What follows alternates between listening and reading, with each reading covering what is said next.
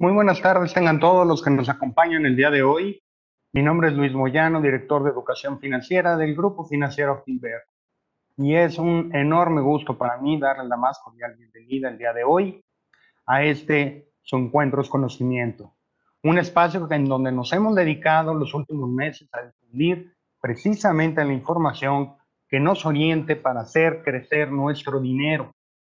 Como todo, contamos con expertos invitados que nos comparten sus conocimientos, que no dudo nos van a ayudar a tomar las mejores decisiones en beneficio de nuestro patrimonio. El día de hoy particularmente estaremos platicando el efectivo y pagos digitales en la era de COVID. Un tema muy relevante que inclusive ya hoy por hoy se cuentan con muchos documentos, con muchos análisis de qué es lo que ha pasado durante este año y cómo se ha portado el bichito en comparación y en efectivo y con los pagos digitales. Antes de empezar, les quiero recordar que del lado derecho tienen su panel para poner preguntas y respuestas durante esta hora que los vamos a estar acompañando. Y para hablar del tema, precisamente, hoy nos acompañan dos verdaderas eminencias. Por un lado tenemos al doctor Bernardo Batis Lazo.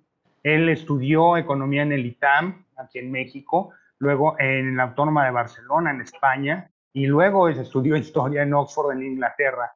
Él es doctor en administración de empresas por la Escuela de Negocios de Manchester, también en Inglaterra. Profesionalmente, él se ha desempeñado durante muchos años, en Inglaterra, obviamente, donde fue elegido miembro del Consejo de la Asociación de Historiadores Empresariales, del Comité de Difusión de la Conferencia de Historia Empresarial, y desde el 2010 él es miembro del Consejo de Investigaciones Económicas y Sociales, también de la Real Sociedad Histórica y de la Academia de Ciencias Sociales. Además, se da tiempo para escribir y ser parte de varios consejos editoriales, ¿no? Hoy nos encontramos con Bernardo, él es profesor de Historia FinTech y Comercio Global en la Universidad de Northumbria, allá en Inglaterra. También nos acompaña el día de hoy Manuel Bautista González. Él es un reconocido economista por parte de la UNAM, maestro y candidato al doctorado en Historia de Estados Unidos en la Universidad de Columbia, en Nueva York, la ciudad de Nueva York. Y particularmente él es coordinador de las actividades del grupo Winthorpe aquí en México, desde hace buen rato que participa con ellos, ¿no? Manuel está especializado en historia económica, financiera y empresarial de México y Estados Unidos. En particular, ¿no? Sus áreas son sistemas bancarios, mercados financieros, medios y medios de pago, que es lo que vamos a estar hablando el día de hoy. Manuel impartió clases a nivel universitario, de posgrado en economía, en historia económica en la universidad, aquí en la UNAM, en la Universidad de Colombia. Él también escribe mucho, él es parte del consejo editorial del blog NetEase y ha publicado varios estudios en un libro que se llama El Libro de los Pagos, que es precisamente sobre sistemas de pago y sobre medios de pago, muchas reseñas en revistas y particularmente Manuel fue conductor de la serie de televisión Expedición 1808, para los que no sepan qué serie era esa. Esta fue distribuida por el National Geographic de Latinoamérica, por la televisión española y por la televisión de aquí de la UNAM. Yo le doy las gracias a los dos invitados. Muchísimas gracias por estar el día de hoy con nosotros. Bernardo, Manuel, muchísimas gracias. Y cuéntenos de qué se trata el día de hoy el tema efectivo y pagos digitales en la era de COVID. Muy bien, muchas gracias a ti, Luis, por la invitación. Déjame tratar de compartir la presentación. A ver si nos permite esto, perdón. No es esto. Estoy tratando de compartir. Aquí está. A ver si nos sale. Muy bien. Ahí la estamos viendo. Ahí estoy viendo la invitación al programa. ¿Es lo que tengo que ver? Perfecto. Ok, sí, perfecto. Muy bien. Muy bien. Pues, esto no está, este slide no se nos vio muy bien, perdón por eso.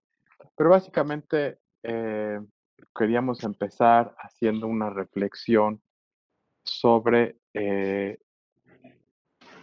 si es o no inevitable que el COVID elimine el uso del efectivo. Y para eso yo creo que es importante pensar cuántos de nosotros en este momento, aún en la situación en la que estamos, tenemos en la cartera o en el bolsillo monedas o un billete. Y eso nos da una pauta de qué tan inevitable es este proceso. Entonces, lo que vamos a tratar de hacer eh, es dividir este, esta presentación entre los efectos de corto y de largo plazo que puede tener la pandemia sobre el uso de efectivo, y vamos a mostrar algunos de los efectos. Ahora, lo primero que queremos resaltar es que estamos hablando sobre una proporción relativamente pequeña del total de pagos. Nos estamos refiriendo a lo que son los pagos en persona, a los pagos que se hacen en el intercambio, en el cual el que recibe y entrega la mercancía o el servicio se encuentra en el mismo momento, en el tiempo y en el espacio con aquel que la está otorgando.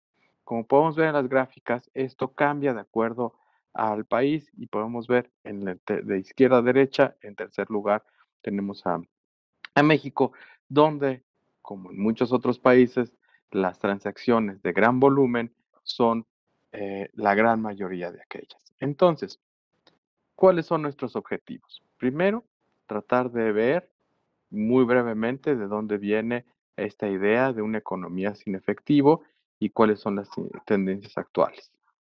Perdón por el que se nos perdió ahí, se nos pasó ahí una letra.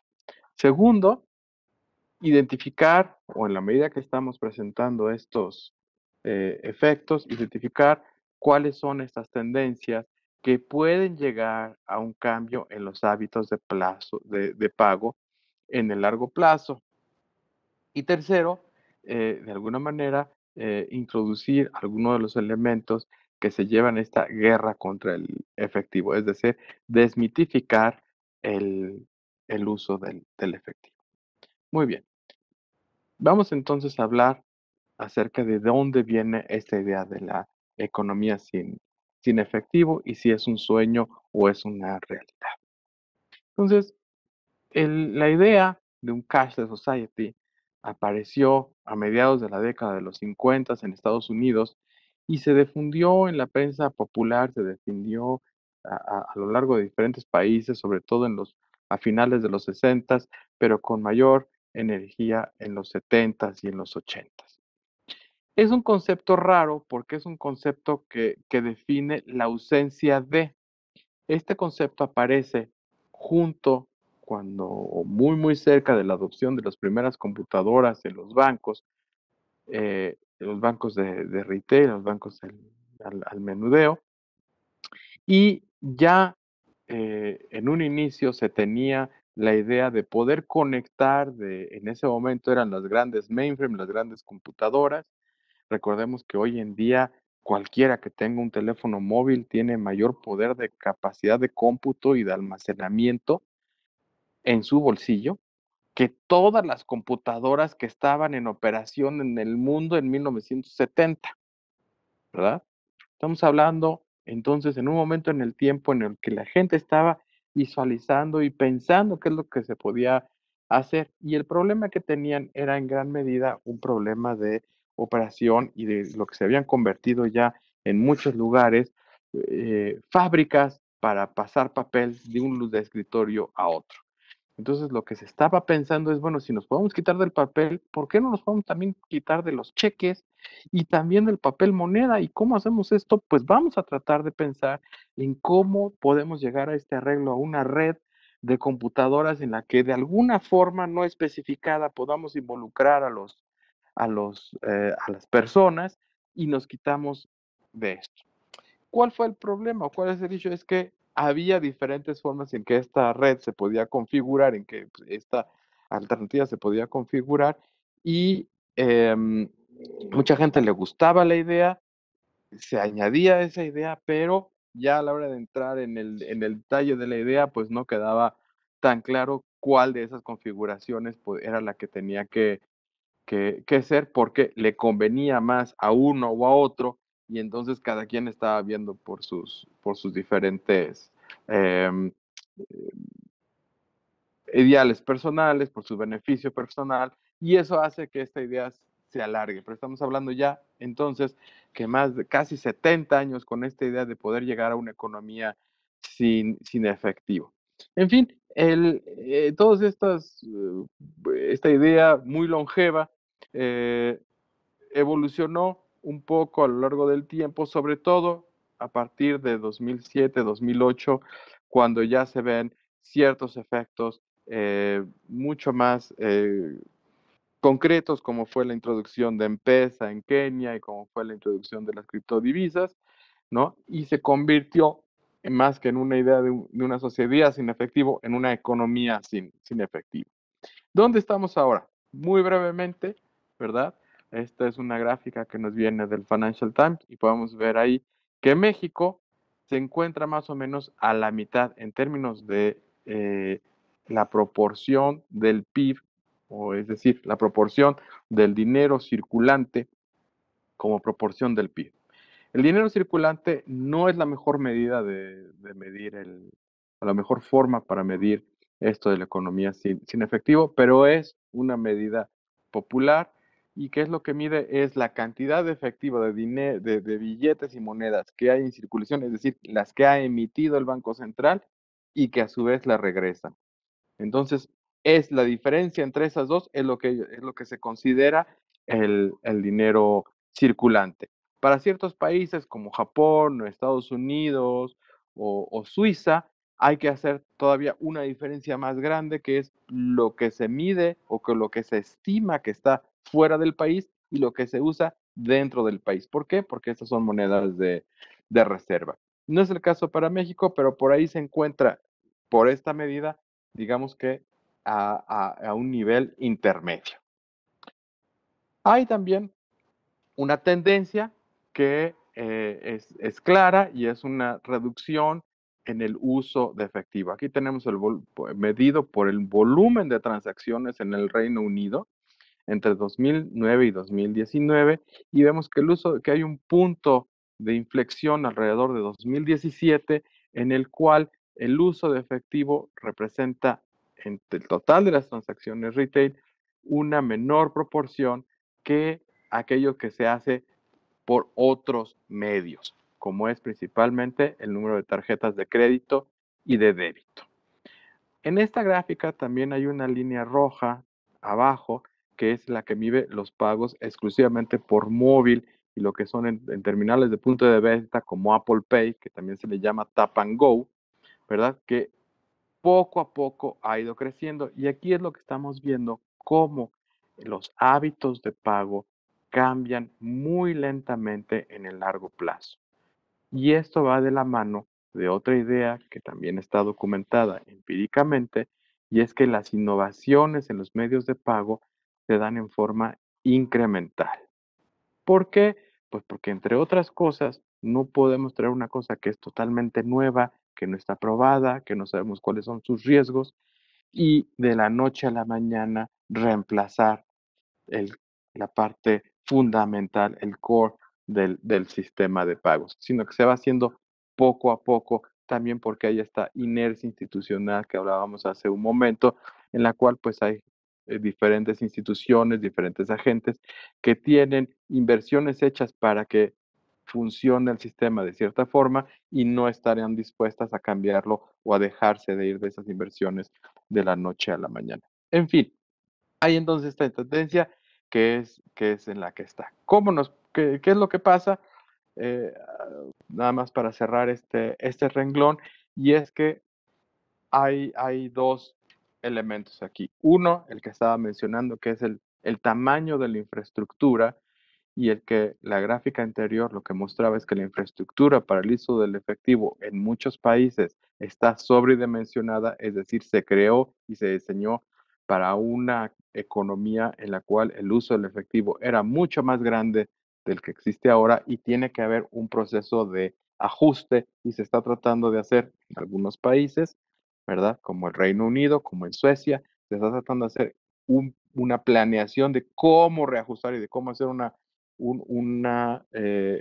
racionalizar una forma ordenada esta infraestructura. ¿Por qué?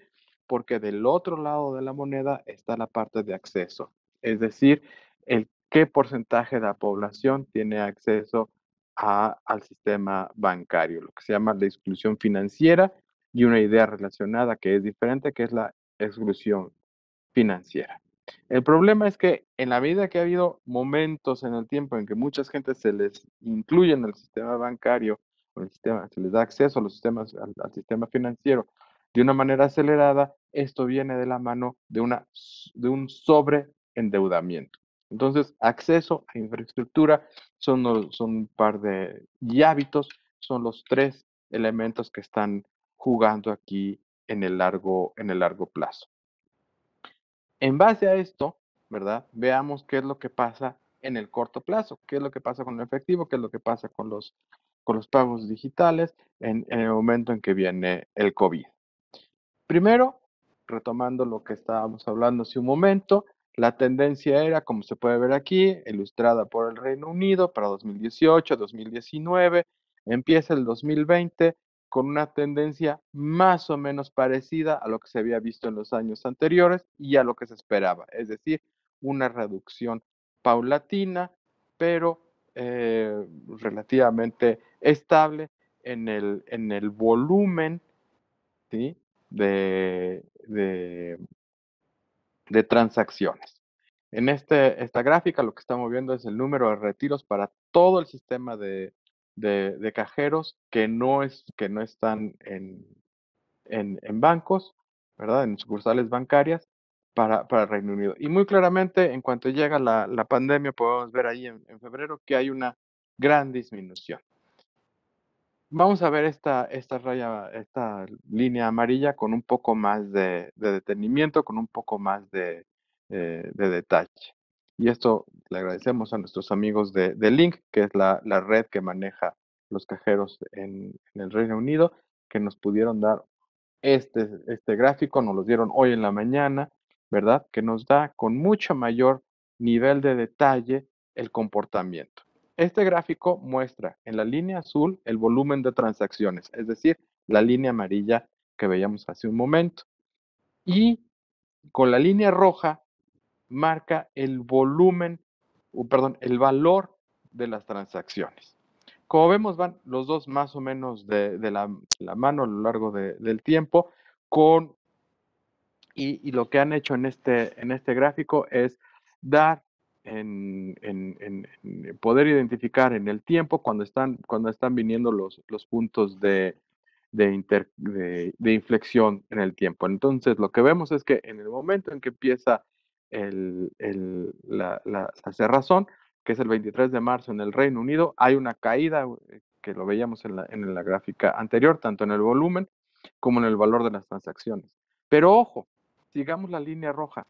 Antes de cuando se anuncia, que es antes de que se dé, hay una alza importante en el valor de las transacciones, es decir, en la línea roja. Y esto se repite a lo largo del tiempo. Podemos ver el punto del 4 de julio, que es cuando se reabren los bares, ¿verdad? Inmediatamente hay otro repunte en el valor. Después vino un sistema de ayuda en el cual el Ministerio de Hacienda dio unos vales para que la gente fuera a comer y ayudar a los restaurantes, y es otra vez cuando vemos otro repunte en el valor de los retiros.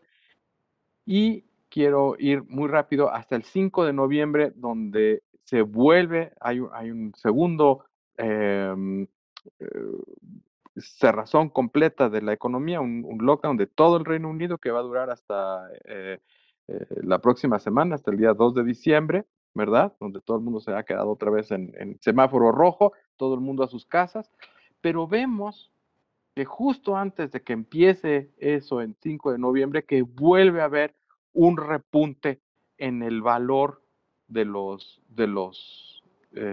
retiros de efectivo. ¿Qué es lo que pasa?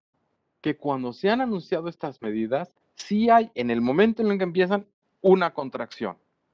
Pero como vemos a lo largo del tiempo, entre abril y septiembre, en el momento en que se vuelve a abrir la economía, se empieza a regresar a la tendencia de largo plazo, sin una expectativa, digamos, clarifiquemos, ¿verdad? A que se regrese exactamente al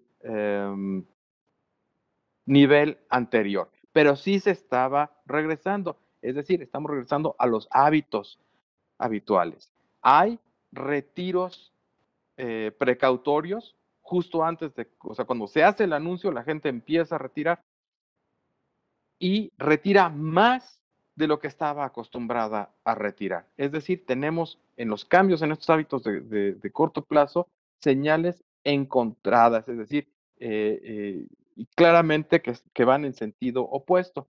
Y no es solamente para el Reino Unido, vamos a ver lo que pasa, por ejemplo, en Canadá y Estados Unidos. Estos nos los proporcionó el Federal Reserve de San Luis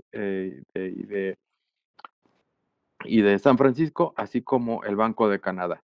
Esto es otra vez el CIC, es decir, es la cantidad de dinero en circulación doméstica, tanto para Canadá como Estados Unidos, como porcentaje del valor, ¿verdad?, que había el 1 de enero de cada uno de estos años. Tenemos para 2019 y para 2018. ¿Y por qué metemos Estados Unidos y Canadá? No solamente porque son socios comerciales cercanos, sino porque además, y muy interesante, pudieron hacer unas encuestas, ya tenían ellos unos agendados para principio del año, pero en el momento en que se vio el cierre y todo el fenómeno, han hecho otras encuestas a lo largo del verano y han seguido muy de cerca este fenómeno. Pero vemos la misma tendencia. Es decir, en el momento en que empieza el cierre de la economía en febrero, marzo, ¿verdad? Hay un repunte, proporcionalmente hablando, muy importante en el circulante. Esto se debió a que las instituciones financieras, eso se debió a que las instituciones financieras retiraron efectivo de una manera precautoria, lo hicieron solamente una vez y después de eso ha sido el público el que ha mantenido, en la medida que se ha ido abriendo la economía, ¿verdad? Una mayor demanda por efectivo. ¿Cómo es esto o por qué es? Vamos a ver algunos de los datos brevemente. A finales de 2019, el 80% de los estudiantes pagaba o hacía un tipo de compra en línea. Y aproximadamente el 40% de los restaurantes o las comida rápida recibían efectivo. ¿Qué es lo que pasa? En cuanto se viene la cerrazón, tanto en Estados Unidos no teníamos una encuesta para Canadá de octubre, pero sí se ve lo mismo tanto en abril como en agosto en los dos países, y es decir, que hay lo mismo que pasa en Reino Unido, una caída muy drástica en el uso de efectivo, pero en cuanto se abre la economía, hay una recuperación importante en el retiro de efectivo. Es decir, la gente no solamente usa más, sino que no solamente regresa a sus hábitos, sino que algunas de esas personas que regresan a sus hábitos lo hacen con mayor intensidad. El volumen y el valor de los retiros de efectivo por cajeros es de mayor valor en Estados Unidos y en Canadá, como se ve en algunos momentos en Reino Unido. Ha habido un problema con la moneda fraccionaria porque en la medida que la gente se ha encerrado en sus casas, pues sobre todo las monedas las dejaron de circular, y eso creó otra vez un efecto contradictorio, y es que muchos de los comercios pidieron que se utilizara plástico o móvil para realizar las compras, no querían recibir efectivo, ¿verdad? Y eso lo vemos en estas encuestas que en Estados Unidos había el 12% de los comercios pedían, o perdón, el 12% de los encuestados reportaban que en un comercio les había pedido que pagaran no con efectivo, sino con móvil o con plástico, y esto se reduce en agosto, en el momento en que la economía vuelve a circular. Mientras tanto, los pagos móviles representan en Estados Unidos menos del 5% y eso no ha cambiado, mientras que en Canadá, aquellos que lo estaban utilizando o hay un número de personas mayores, ¿verdad? Porque se incrementan del 8% de los pagos al 12% de los pagos. ¿Esto qué nos dice? Que sí ha habido aparentemente algunos cambios en los hábitos, pero no está claro la dirección en la cual estos hábitos se han dado y por lo tanto no podemos decir que a largo plazo haya habido en este momento evidencia de un cambio permanente en el cambio en los hábitos de pagos, como para decir que no se volverá a utilizar el efectivo en ninguno de estos 3 o 4 países. Vamos a empezar entonces a ver qué es lo que pasa en México y para esto mi compañero Manuel va a tomar la palabra.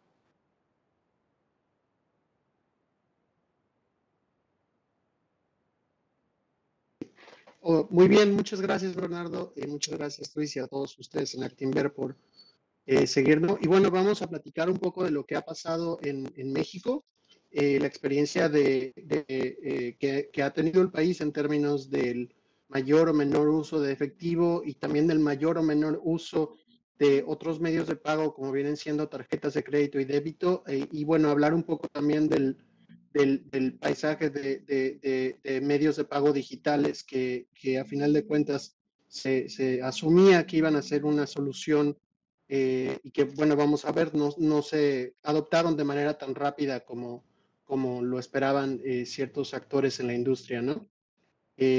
Bernardo, si puedes seguir la siguiente gráfica. Muy bien. Y aquí, bueno, tenemos una gráfica de un colega y amigo, Gustavo del Ángel, también historiador financiero, que muestra un poco la evolución en términos generales del uso de medios de pago en México. Vemos claramente una proporción creciente del uso de tarjetas de débito y crédito. Como pueden ver, la línea roja ahí hasta arriba ha crecido de manera muy sostenida. Después de esa gráfica, después de esa línea, tenemos el uso de efectivo en verde y el uso de cheques que va declinando. El efectivo, véase cómo se estanca, se ve superado en 2000, me parece 2006, lo estoy viendo muy pequeño, pero bueno.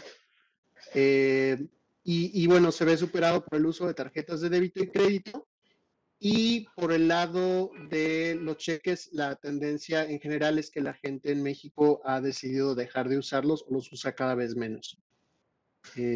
Siguiente, por favor.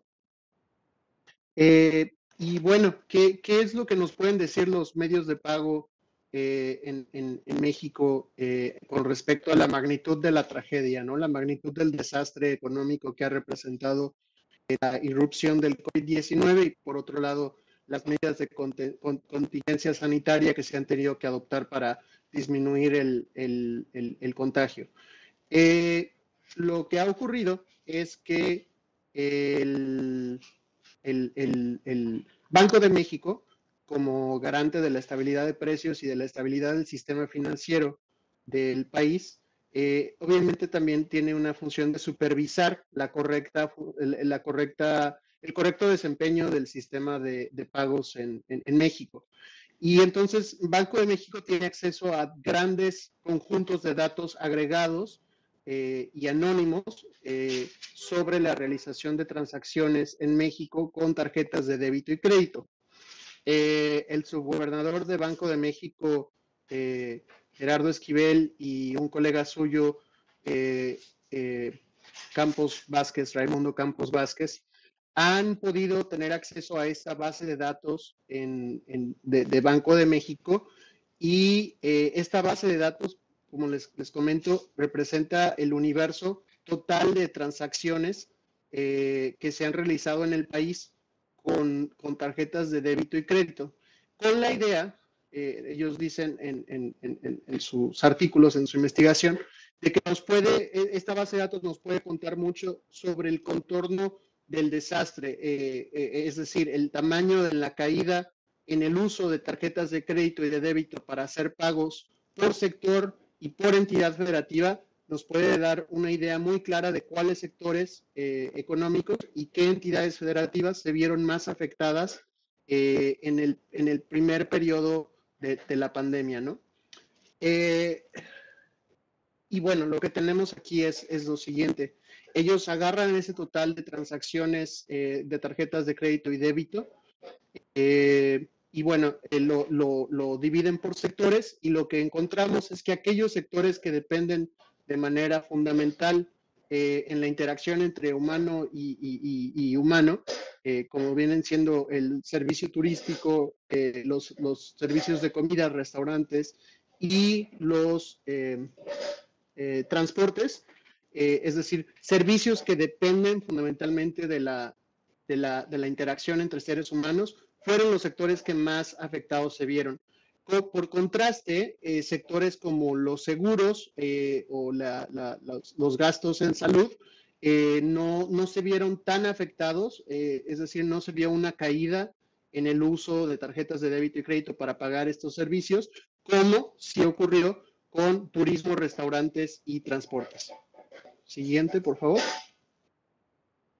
¿Qué tan parecido o diferente es el comportamiento de esta caída en el uso de medios de pago con respecto a otros países?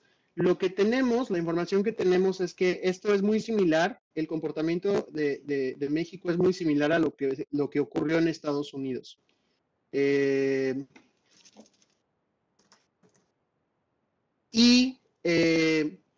Ahí podemos ver, por un lado, la línea roja es el comportamiento del uso de medios de pago en Estados Unidos.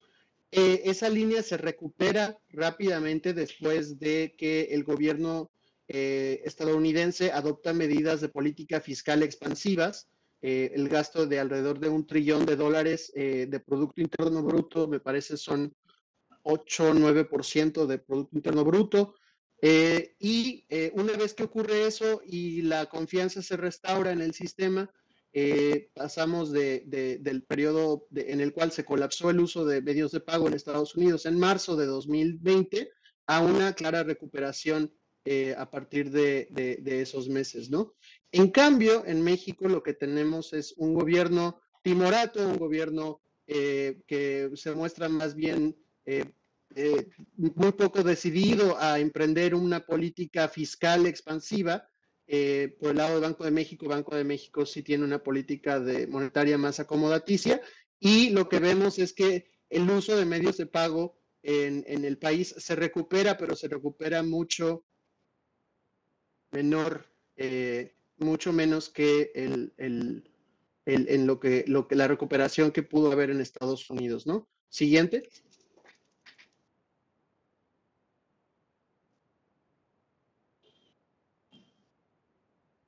Siguiente.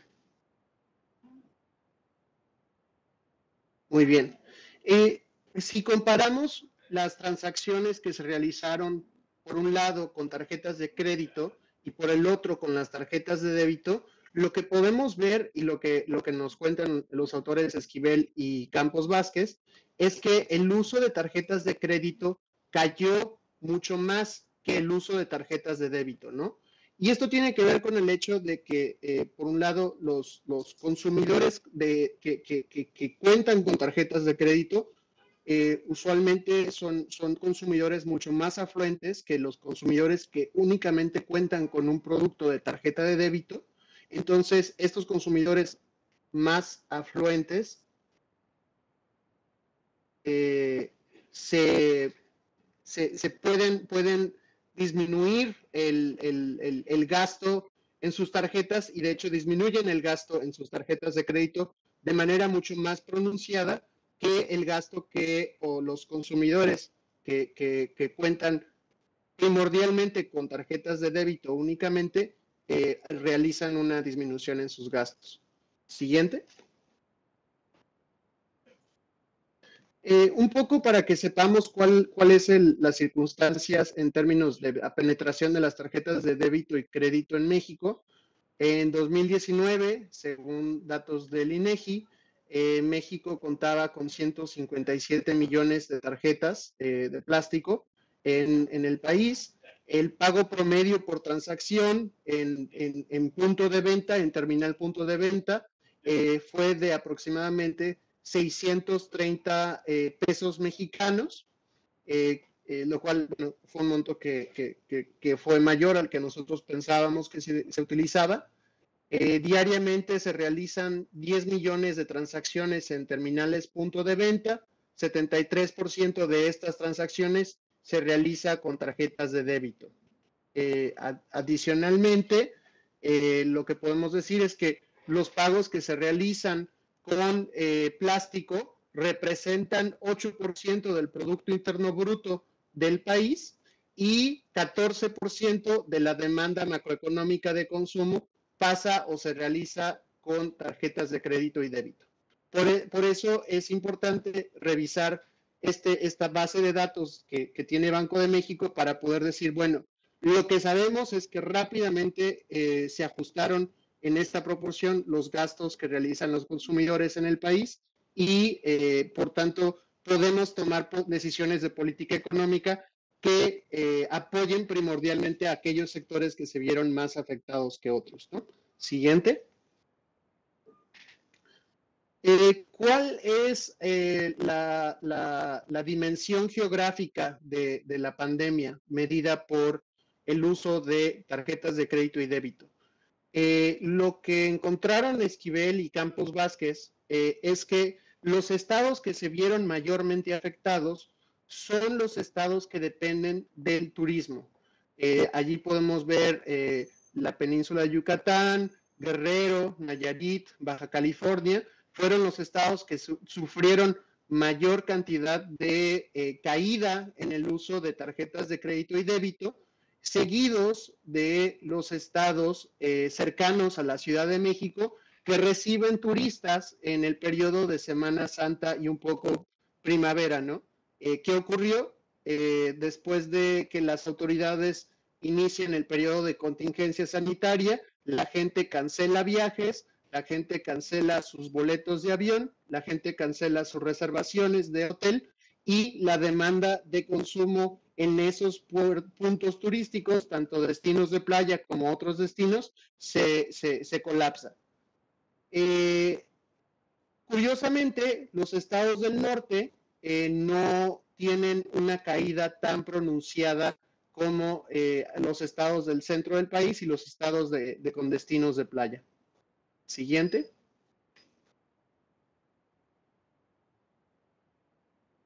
Y bueno, aquí un poco para abrir el tema a discusión, un poco lo que Bernardo ya les había dicho, si a ustedes nos hubieran preguntado al inicio de la pandemia, ¿qué piensas? ¿Va a disminuir el uso de efectivo? La respuesta que les daríamos dependería del momento en el que nos preguntaran, ¿no? Inicialmente, cuando empezó el confinamiento, lo que se observa entre países es que la gente acude a retirar efectivo de sus cuentas bancarias, se cae el uso de tarjetas de crédito, se cae el uso de tarjetas de débito, pero también cae el uso de efectivo porque nadie está saliendo de sus casas más que a comprar rollos de papel higiénico y víveres esenciales en los supermercados.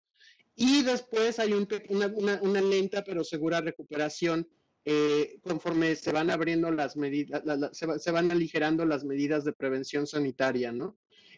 Ahora, a largo plazo, lo que podemos ver es que aquellos comerciantes que, por ejemplo, en México se rehusaban a aceptar tarjetas de crédito y débito, en el momento en el cual tienen que cambiar el chip y decir, bueno, si no vendo en Uber Eats, si no vendo en Rappi, si no acepto tarjetas de crédito y débito, el poco negocio que podría tener no existiría.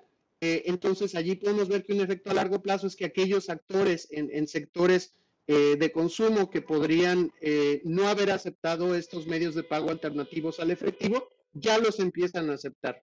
Entonces, lo que podemos ver es que, por un lado, el efecto es distinto si lo mide uno en la coyuntura, si lo mide uno entre lo que ocurre entre marzo y abril, y lo que va a ocurrir comparativamente es que en 2019 va a ser, por así decirlo, uno de los mejores o últimos años del uso de efectivo, y 2020 va a marcar un antes y un después en cuanto al tema de adopción de medios de pago digitales y plásticos en el país.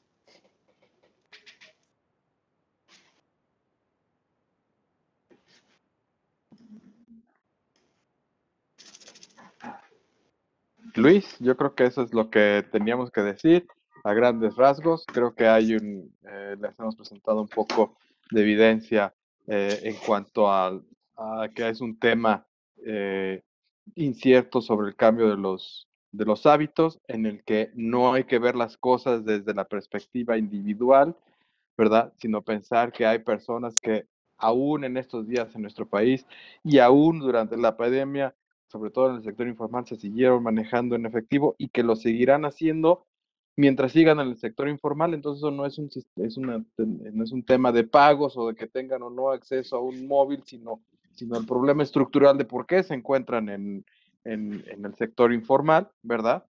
Que tendríamos que ver hasta qué punto las cosas que se esperaban en un inicio, como por ejemplo que las fintech entraran, revolucionaran los sistemas de pagos, pues no se dio. Y quién sabe si se dé en la velocidad que estas personas que están involucradas en eso lo esperaban, ¿verdad? Entonces, podría haber un cambio, como ha dicho Manuel, es posible, no lo descartamos, pero la evidencia no está todavía ahí. Luis. No, bueno, una presentación por lo muy interesante. Yo les recuerdo a todas las personas que nos están escuchando, que nos están viendo, del lado derecho tienen para poder escribir sus preguntas, ya sea en el chat, ya sea en la sección de preguntas y respuestas, y en los minutitos que nos quedan, pues iremos platicando, iremos tratando de resolverlas. En caso de que no alcancemos a resolver todas las preguntas, con muchísimo gusto les estaremos mandando un correo con la respuesta por parte del área de educación financiera de Actinver. Aquí me brincan varias cosas que me gustaría ahondar en Bernardo y Manuel. Me gustó mucho el mapa en el que específicamente por estado ejemplifican o más bien reportan el efecto que tuvo precisamente en la caída, ¿no? Ese mapita está precioso. Pero aquí yo creo que sería bueno, y se los pongo en la mesa para abrir, como dijo Manuel, el tema de discusión, edades. A ver, no es lo mismo que una persona de nuestra edad haya aprendido y haya adaptado la tecnología que estamos utilizando el día de hoy a distancia, ¿no? Todas las plataformas que tenemos y que estamos aprovechando. Y lo les digo, no es lo mismo en comparación de los jóvenes que nacieron literalmente con un celular en la mano. En esta conclusión a la que llegan, ¿qué tanto efecto le darían o qué tanto peso le darían precisamente al cambio generacional de la gente mayor o la gente de más años, ¿no? En comparación de los jóvenes y la digitalización que están teniendo, ¿no? Y eso me lleva a que recientemente, precisamente en la OCDE, en agosto creo que fue, sacó un documento muy interesante de la digitalización en los jóvenes, ¿no? En el sector, particularmente en el sector de educación financiera, ¿no? ¿Ustedes qué podrían opinar? ¿Qué creen? ¿Sí creen que estoy bien o estoy perdido en el espacio? No entendí Lo que nada. pasa es que una persona de 15 o 25 años, que es el que va a ser un mayor número, no tiene el mismo poder de compra que una persona de 55, ¿verdad? o que uno de 65. Entonces, otra vez regresamos a que es un cambio muy, muy lento para que cuando las personas que son las que representan el mayor poder de compra estén haciendo esas operaciones. Por una parte. La otra es que vivimos en un país que tiene, como mencionamos muy brevemente, una gran gama de consumidores, ¿sí? Entonces, si tú estás en la Ciudad de México y vives en una zona, pues que sea mediana, de clase media o de clase media alta, pues las opciones que tienes de pago son completamente diferentes a las que tienes saliendo de la zona hotelera de Puerto Escondido, donde se te acaba el internet, ¿sí? Entonces, ahí hay, te digo, hay problemas de estructura y hay problemas estructurales, ¿sí? Importantes, o sea, no es rechazar el cambio, no somos lúditas, ¿verdad? Sino estamos tratando de llevar la discusión un poco más allá para ver, bueno, es que esto no es que sea bueno o malo o que yo me sienta más sexy o más sofisticado porque puedo utilizar ahora Apple Pay donde yo vaya, ¿verdad? Sino ver, bueno, ¿quiénes son los que se quedan afuera? Si hacemos esto, por ejemplo, de la noche a la mañana, ¿a quiénes dejaríamos fuera? ¿Y por qué? Independientemente de que lo podamos hacer, ¿no? Entonces, ¿a quiénes dejamos fuera? Es el tema de acceso. Y el que lo podamos hacer es el problema de infraestructura, ¿no? Entonces, y eso ya nos lleva a un tema mucho más de política económica y de mayor, pues que es otra discusión completamente aparte, ¿no? Claro. Aquí entonces estaríamos hablando de la necesidad de seguir avanzando con la inclusión financiera en México. Nota, una cosa es inclusión financiera y otra cosa muy diferente es alfabetización financiera. La inclusión financiera es que la gente cuente con por lo menos una cuenta bancaria, ¿no? Que tenga una chequera, que ahí reciban las nóminas, que puedan tener una tarjeta de débito. La alfabetización financiera o educación financiera es diferente. Eso ya es que tengan conocimientos de ahorro, de inversión, de presupuestos, que son cosas diferentes, ¿no? No confundir que porque ya tengo o porque la gente, ¿no? Ya está entrando al banco y están abriendo una cuenta en el banco, pues no, eso no significa necesariamente educación, ¿no?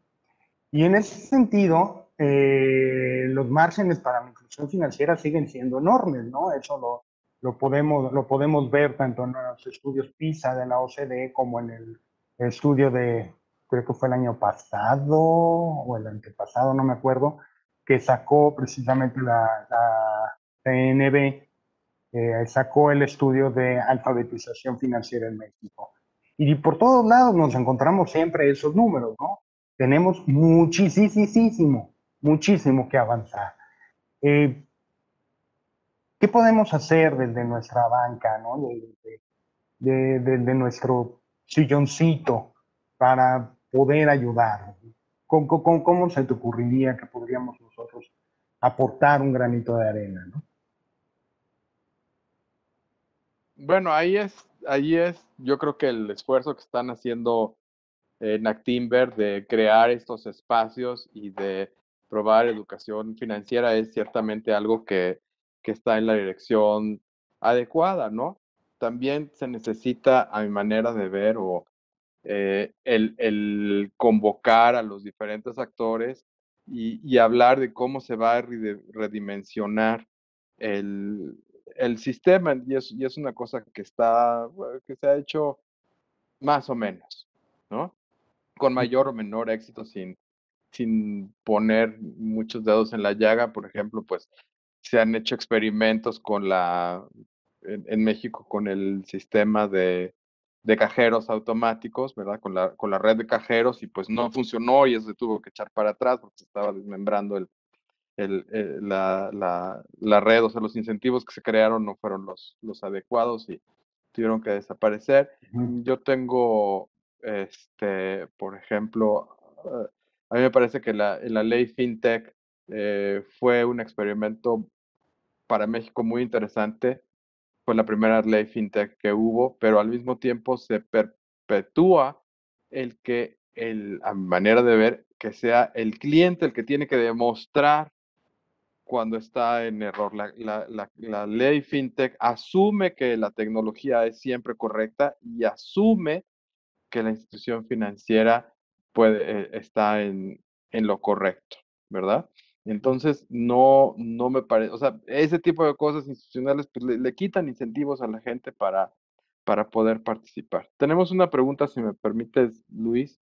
Sí. Muy, muy rápidamente, nada más quería mencionar el hecho, otra cosa que puede hacer la banca es escuchar a los usuarios en el sentido de que, por ejemplo, gente de mi edad, más o menos estoy hablando de gente que esté entre 35 y 40 años, ha tenido problemas grandes para encontrar buenas opciones para invertir. Por ejemplo, pues, conozco mucha gente que nada más invierte en CETES, en instrumentos de renta que, bueno, son más o menos seguros, pero en el momento en el que la banca deja de escuchar a las necesidades de estos usuarios, se expone al hecho de que entre una fintech, como ocurrió aquí en Estados Unidos con el caso de Robinhood. Robinhood es básicamente una plataforma que permite a los usuarios invertir en el mercado de valores sin necesidad de comprar el total de la acción. Uno puede comprar fracciones de la acción y esto ha permitido que una gran cantidad de gente joven se inserte en los mercados financieros de una manera en la cual los bancos y otras empresas establecidas no lo han hecho, ¿no?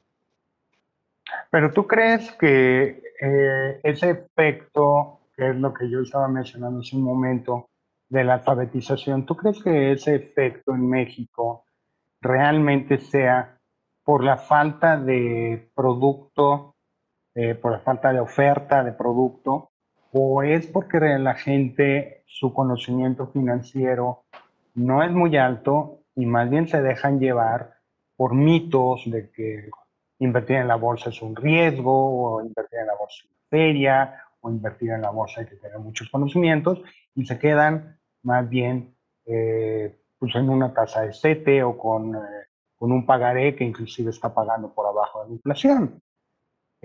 Cuando bien podrían cambiarse a un fondo, pero sí, con el nivel de las tasas actuales que estamos viviendo en el mundo, no hay forma de que la tasa te pague lo que, la renta, ¿no? Que le llamaban, ¿no? Hoy por hoy, para crear un patrimonio y para crear un portafolio, obligadamente tienes que aceptar un poquitín de riesgo de mediano y largo plazo. Entonces, ahí yo sí tengo mi duda en que si es la oferta, que obviamente se irá perfeccionando con el tiempo, o en este caso es el conocimiento financiero del usuario que no demanda el producto. ¿Tú cómo la ves para el caso de México? En parte es que el usuario no demanda el producto porque la situación económica en la que se encuentra no da para más, ¿no? Uno podría pensar, por ejemplo, uno de los productos más exitosos en México son los créditos de nómina. Me depositan la nómina en el banco y ese banco me empieza a ofrecer préstamo y tomo ese préstamo. No sé nada de la tasa de interés, no sé, y eso hace que me endeude con el banco en el que me están pagando mi nómina. Otro ejemplo que creo que tiene que ver con una debilidad estructural de la economía mexicana y es el tema de ingresos laborales, es el tema de las AFORES, que se ha venido discutiendo en el país desde hace 2, 3 años y tiene que ver con el hecho de que la gente, ya se está viendo que los usuarios no ahorran lo necesario para el tema de su retiro. Entonces, uno tiene que incidir tanto en los aspectos culturales que tú mencionas, pero también si uno nada más incide en los aspectos culturales sin atender la situación estructural en el mercado de trabajo y en la economía del país, va a ser muy difícil. El tema es que no puede haber mucha innovación, pero no va a haber la escala suficiente para que esa innovación sea rentable. Ahorita mencionaba Bernardo precisamente el ejercicio que se hizo hace unos años con cajeros automáticos. Ya para ir cerrando, porque ya se nos está viniendo el tiempo encima, ¿tú crees que el ejercicio de la plataforma de Cody va a tener un gran impacto? Yo sé que se ha atorado y no ha salido como debe de ser, pero desde tu punto de vista, Manuel, ¿cómo ves Ahí a Cody? Dime, Bernardo.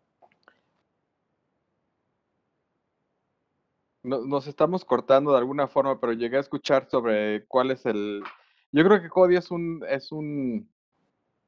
fue una evidencia de liderazgo de Banco de México. Yo no sé si hubiera ido por código o hubiera ido a otro tipo de solución. ¿Por qué? Porque ahora invertiste en hacer que el código de barra sea lo que funciona y entonces después te va a costar mucho trabajo salirte o migrar a otro tipo de soluciones. Muy brevemente, por ejemplo, en ese sentido, por ejemplo, los japoneses son muy chistosos porque muchas veces están en cambios intermedios. Entonces, por razones que no entramos ahorita, el fax se usaba muchísimo, o sea, de los lugares donde más se llegó a utilizar el fax, incluso hasta hace 5 o 10 años, era en Japón, ¿no?